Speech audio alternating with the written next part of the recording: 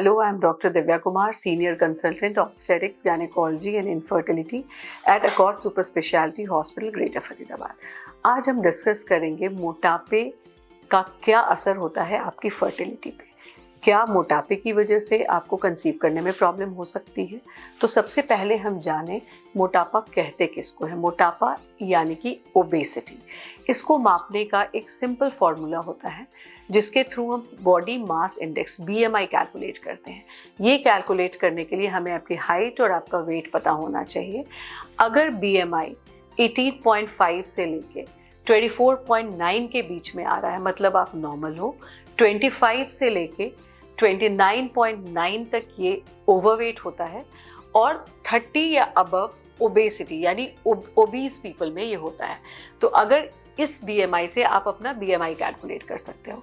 अब हम ये जाने कि इसके बाद एक बार आपने पता कर लिया आपके BMI को, अब अगर आप ओबीज हो तो आपको क्या क्या प्रॉब्लम हो सकती है कंसीव करने में। जो लोग ओबीज होते हैं या जिनका बॉडी मास इंडेक्स ज़्यादा होता है, जिनमें फैट का प्रोपोर्शन ज़्यादा होता है, उनमें सबसे पहले अगर हम फीमेल की बात करें उसमें मेंस्ट्रुअल इरेगुलरिटी होती है।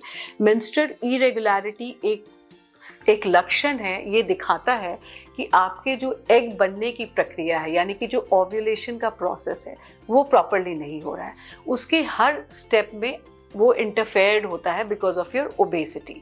जैसे कि अगर जब एग बन रहे हैं तो वो प्रॉपरली नहीं बन पाते, उनकी ग्रोथ स्लो हो जाती है क्योंकि जो हार्मोन निकलते हैं वो सही जगह पे एक्ट नहीं कर पाते। जब एग पूरे बन जाते हैं तो एग रिलीज नहीं हो पाते क्योंकि अगेन हार्मोन का एक्शन वहाँ पे प्रॉपर नहीं होता।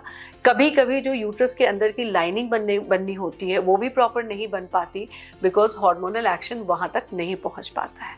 इसके अलावा बिकॉज ऑफ ओबेसिटी नॉर्मली क्या होता है कि आप obesity causes little bit of depression, आपको अपने बॉडी प्रपोर्शनेट नहीं लगती, तो उससे लॉस ऑफ लिबिडो भी होता है यानी आपको कॉन्टैक्ट या सेक्स करने की इच्छा भी कम होती है। तो इन सारी वजह से आपको कंसीव करने में प्रॉब्लम हो सकती है। अब अगर मेल्स की बात करें तो अगर मेल्स में ओबेसिटी है तो उनमें स्पर्म काउंट कम हो सकते हैं, स्पर्म की मोटिलिटी कम हो सकती है, उनमें इरेक्टाइल डिसफंक्शन हो सकते हैं। और अगर एसोसिएटेड मेटाबॉलिक डिसऑर्डर है जैसे डायबिटीज़ या हाइपरटेंशन साथ में हो गया मोटापे की वजह से, तो उसके लिए भी कभी कभी जो हम मेडिसिन लेते हैं उसकी वजह से लॉस ऑफ लिबिडो या इरेक्टाइल डिसफंक्शन हो सकता है। तो अगर आप प्रेगनेंसी प्लान कर रहे हैं तो अपने वेट को ज़रूर मैनेज करें, ओबेसिटी से दूर रहें, हेल्दी डाइट और एक्सरसाइज लें जिससे आपका BMI प्रोपोर्शनेट रहे। Take care of yourself.